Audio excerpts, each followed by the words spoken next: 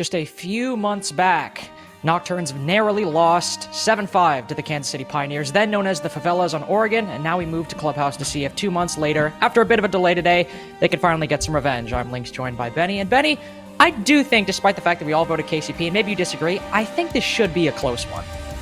I would hope so, but I don't know. There's not a lot of, again, we talked before, Cookies, but there's not a lot of VOD reviews, not a lot you can really think about when it comes to Nocturne, except for the last game, last week. That's all you can really go over. So I would hope so, but I have no clue. Well, at least for me personally, one of the big things I'm looking for going into this match is in that previous game against the Favelas and Nocturnes. One of Nocturne's biggest issues, despite how close it was sometimes the intel was a little bit lacking. Sometimes they wouldn't drone positions, and as a result, they could either lose a man or waste utility. Of course, that was on Oregon. We also saw some issues the last time Nocturnes played Clubhouse, that famous failed breach, like Connor mentioned. But only one way to find out. First game of the day, KC Pioneers versus Nocturnes. KC Pioneers on the defense, Nocturnes on the attack. Let's see if they can finally land that revenge tour. And of course, as with everything, they'll try to swing things back in their favor with the op ban phase. Because I do think, Benny, at the very least, when it comes to map bans, I think Kansas City Pioneers have the upper hand. And in terms of map bans for right now, in this map bans? Yeah, well, in this phase specifically. In this phase specifically, I feel like I don't know. Clubhouse is a map that everyone should know at this point, though. That's true. It's there's a lot, and we talked before, there's a lot of VODs for KCP on Clubhouse, though. So, and we talked about support staff. Support staff's a big one, too. The support staff for Nocturnes is pretty robust. So I'm hoping that Nocturnes have done their homework and we see a lot of counter-stratting, a lot of different strats to, just straight up just make KCP work for it. Make them work for what they do. But let's see so far, Thatcher banned out, Hibana banned out here at Clubhouse. Makes sense. Usually you see two of these operators banned out to make it difficult for the attack, and Hibana just so powerful with those new changes due to her X-Kairos launcher. Well, Mai's not all that surprising as well. You take him down, take him off the board. Rafters, Gen, two positions that are still certainly defensible, but a little bit harder now that you don't have those magnets to support, say, ADSs on top of that. And for a final ban, one thing I would not be surprised to see is the Valkyrie. What do you know? There it is. Valkyrie, operator that's banned on pretty much every map in every situation at this point, just because of how powerful she can be. So for Nocturnes, at the very least, not a lot of surprises going into this, at least in terms of the op bans. Even if they did their homework, which I'm sure they did, this is probably one of the more standard ban phases in the game, for Clubhouse especially.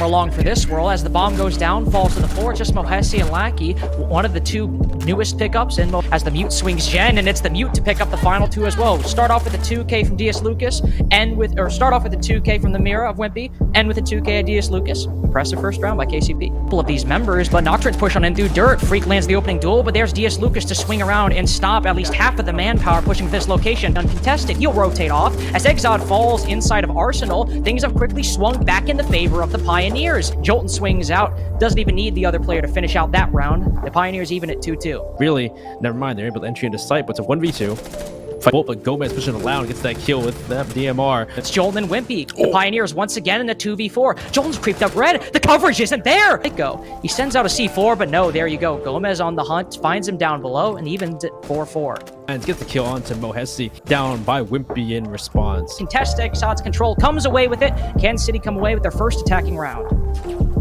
Still that one there, and unless I'm reading it wrong, I think Mafiko might still have something up his sleeve. Gomez certainly does. Pulls a play out of nowhere. Inrio's left to try and figure out what the hell's just happened. Lackey's looking the wrong way. He's watching Breach. It's still DS Lucas all the way across the map. They're free. Inrio ends the round, taking out both players in KCP. I believe that was Freak. He'll even vault out to try to confirm the kill in front of Logi. Jolton vaults on in after, almost loses the gunfight, but a bit of a heartbreaker for KCP overall. Nocturnes, they will make that revenge story. No overtime possible. They stop the comeback. And it's a 7-5 victory. Well, Connor, I feel like this is exactly what you were talking about. Nocturnes limiting KCP's time and ability to make plays themselves. KCP, there were some weak areas, but this is Nocturne stepping up. Yeah, I completely agree. KCP didn't play a bad game by any stretch of the imagination, but man, oh man, did Nocturnes play a great one. All the gunfights were going to their favor. They were controlling the tempo every step of the way. Very minimal mistakes. Just was the perfect recipe to get this upset. And Cookies, KCP, they did at times, not for the whole time, but at times, feel a little bit out of sync on some of their plays. Maybe like guys entering, from different directions. There were just times it felt a bit off. Definitely. I just want to point out one of my critical points was maybe, perhaps they would start slow. And I think it's safe to say Nocturnes is for real. Last week, the team KCP was playing was probably not for real, if you know what I mean. So KCP kind of came into this one and got culture shocked. This is a team. Nocturnes are playing. They're playing to win. They're playing for keeps. KCP started very slow in this game. Pretty noodly defenses. I mean, for example, the cash. One of the cash defenses, like where they were. Yeah, they were like, I believe the server was just soft. You've got a full setup towards Jim. It was very funky, and Nocturnes was not having any of that. They just took care of business. It's just, it was dominance. I mean, obviously not dominance. It's a 7-5 game, but it was pretty darn well played from Nocturnes well throughout. Well, and let's not forget Nocturnes, the changes they made. Freak, but especially Mohesi. Oh my God, Connor, his play. I don't know what his end score was. We'll see in a moment. But the last time we checked, he was like 14, 5 assists, 7 deaths, something crazy like that. Yeah, I mean, last week we saw him on the Lion playing a little bit more reserved on like a flank watch-esque, but it was Consulate. But now this is Clubhouse. He was on just whatever he felt like. He was on a little bit of Mav, a little bit of Mozzie, Aruni, maybe a touch of Maestro coming in, but 15 and 7. Over a 2.0 KD with flawless on the entry, where that statement right there, flawless on the entry, pretty much extends fully to all of Nocturnes. I mean, they were starting off rounds and looking so good, continuing through into their transitionary periods, going to the mid round, going into the late round, especially on their attacks. They kind of put their foot on the gas and never let up. And especially this seems like a match. I think we got a retreat here, Cookies, because we had a match where we saw two teams that are both good with their clinical play. They're being focused, doing the right things, and both seem to have to spice it up with a bit of wild, wild west play just to try to gain an advantage at times over the other team. I think we're starting to see more of that. I mean, more Clubhouses we see. We're starting to see that crazy, or it's not even crazy at this point, the blue pushes, the dirt pinch that we saw from KCP to just take sight and just circumvent the roam. We're seeing, obviously, KCP brought out that defense on Cash, which they probably, I mean, in their defense, Cash is like very, very right? So maybe they had to hit the lab, right? To try to figure out something to try to get ahead, like you said. So, I mean, it's definitely also a case of just like missed opportunities. KCP very much threw a 3v5. They had the advantage, kind of let it slip away from them. There was also a round where I believe Gomez swung onto a Mav, like on the server balcony when it was Jim, and it had an advantage. The diffusers literally dropped in the middle of Jacuzzi, and the frost swings, and from there, NKG took advantage of the opportunities that KCP kind of handed to them. And like I said, you can't treat NKG like that. You got to play them like it's G2 or something. And fortunately, that was a little bit disrespectful towards NKG, and they punished him for it. Well, go back to Cash CCTV. Obviously, a very difficult site to hold. So it is odd when you see, Connor, what's the best way to describe this? New and innovative ways to try and hold it, circa no reinforcements and using, using some traps instead. Yeah, I think the main thing, the main principle of that defense was set up to stop a horizontal push, which we did see Nocturnes go for in previous stages. I mean, it's kind of, there's multiple ways to attack CC. You either go breach garage, you go breach con.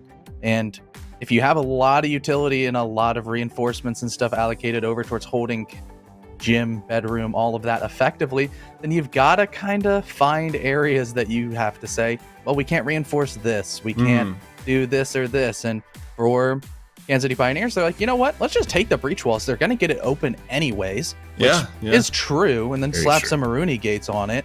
But overall, it just seemed like Nocturnes looked at the giant setup in Master and just went, nah, don't feel like dealing with it, then just exploded onto site. Do you think, now we're not the masters, but we are the analysts here, at least you guys are. And my, I guess, further question is, when I saw that, I was like, okay, that's a bit interesting. But then it seemed odd to me that they went and reinforced that entire Rafters wall without leaving a rotate for, I forget who was playing up in Rafters at the time. It was Inrio, I believe. And, you know, you described it, Connor, as like hell in a cell. He's just kind of there. And it seemed like they almost disconnected themselves across the site and ended up losing to a Maverick hole on that wall. Yeah, the way everything went through, I mean, once again, forfeiting breach, by a forfeiting breach, kind of accompanying that, you can also forfeit areas inside of Garage. And just putting Inrio in there, he was, like I said, hell in a cell. They understood that he was going to die. Eventually, it was just his job, his role in that defense was to buy as much time as possible.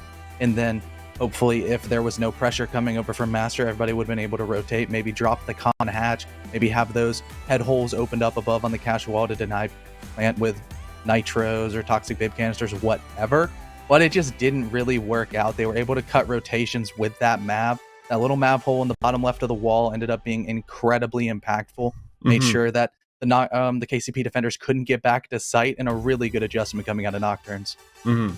Now, being our resident KCP expert on the day, CJ, KCP taking a tough loss here. I mean, I don't think you believe that your season is shook up and in jeopardy, but what do you take away from a match like this? Maybe need to copy the Wolves 9 to 5. Maybe hit a little bit more time, practice a little bit harder. You know, even I was saying this group, I was saying, oh, it's KCP's group and they're just going to walk into the playoffs. Maybe not. Maybe that attitude has to kind of change. You know, maybe teams like Nocturnes being a surprise team, you know, kind of changes the culture for KCP for the better, right? We've seen in I want to kind of do like an NFL example. You know, there have been times where, for example, really favorite teams like the Patriots, they lose early in the season, they come back, fire has been lit under the butt cheeks. You know, they go on a run, go to the playoffs. It was like this game never happened, right? This is the best one early on in the season. KCP, if they have the right attitudes, you know, they can move past this one and perhaps still be the team that we know they can be going forward. I mean, we saw that. Yeah. We saw that last stage with Ape. They lost early on against PDHM, now Okami on Clubhouse. Interestingly enough, with a very similar scoreline. So... Well, we are going to flip to a quick break right now, but don't go away. When we come right back, we'll get right back into the action. It'll just be a few minutes. We'll see everyone then.